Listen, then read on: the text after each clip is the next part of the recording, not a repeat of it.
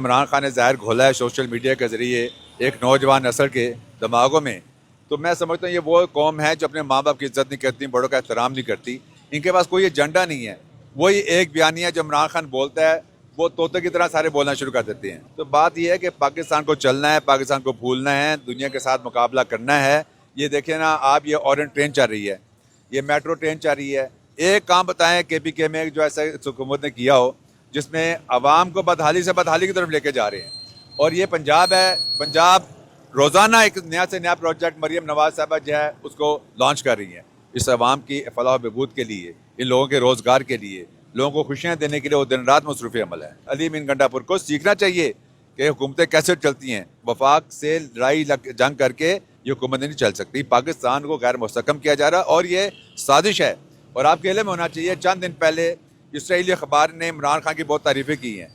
क्यों तारीफ़ें की हैं? वो इसराइल यहूदियों का अखबार क्यों इमरान खान के हक़ में बोलता है? इससे साफ है कि ये चेन की कहीं मिली ही है, ये कड़ियाँ मिल रही हैं। जो इमरान खान के साथ जो लोग शामिल हैं वो चाहते हैं कि पाकिस्तान टुकड़े टुकड़े कर दिए जाए और पाकिस्तान को इस्तेकाम ना मिल सके। हुकूमतें बदमाशी से नहीं चलती, काम करने से चलती है हुकूमत। ये बढ़ के मारने से हुकूमत नहीं चल सकती।